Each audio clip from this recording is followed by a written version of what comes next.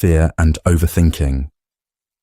Why your brain traps you and how to break it. Overthinking isn't intelligence. It's fear in disguise. How fear creates overthinking and how to stop the spiral. Your biggest enemy isn't failure. It's the fear that keeps you rehearsing life instead of living it. Be honest, how many times have you had a plan? And then you started thinking and thinking and thinking until the plan just died.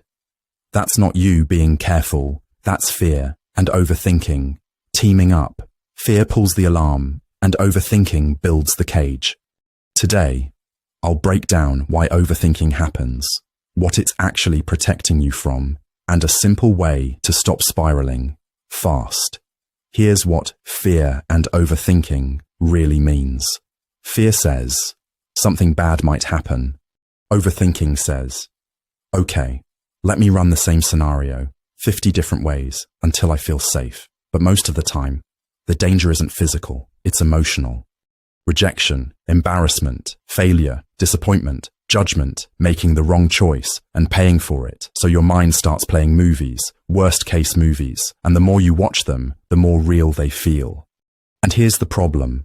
Overthinking gives you an illusion of control because action is risky. Action has consequences, but thinking feels like you're doing something without actually risking anything.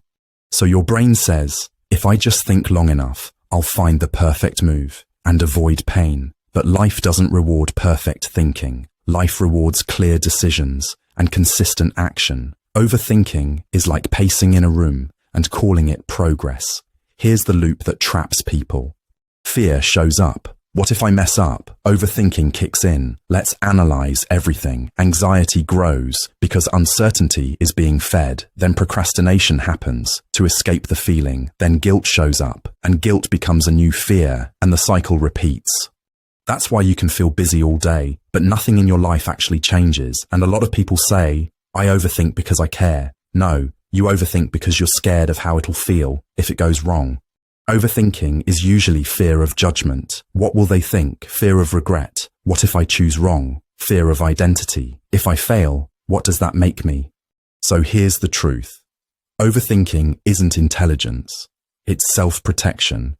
And protection is fine until it starts blocking your growth. Now let's make this practical. Here's a simple method you can use today. Name it. Narrow it. Move. Step 1. Name it. Say it out loud. I'm not confused. I'm afraid. Then ask, what am I afraid of? Exactly. Rejection, embarrassment, failure, not being enough. When you name the fear, it gets smaller because now it's clear, not invisible.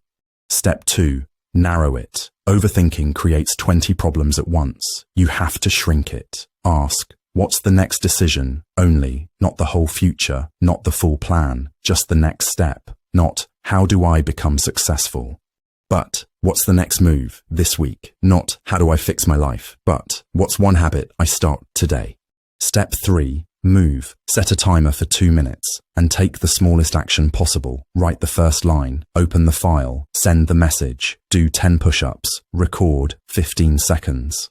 2 minutes is small enough that fear can't negotiate, and once you move, the pressure drops because your brain stops living in what if and starts learning from what is. Here's the mindset shift. You don't beat fear by becoming fearless. You beat fear by becoming the person who acts anyway. Confidence is the reward. Courage is the entry fee. You don't wait until you feel safe. You build safety by surviving the step. So the next time you're stuck in fear and overthinking, remember this. Name it. Narrow it. Move. If you want, comment the one thing you're overthinking right now, and I'll help you shrink it into one next step. And if you want more videos like this, psychology, discipline, real tools, subscribe. Because we're not here to think about change. We're here to build it.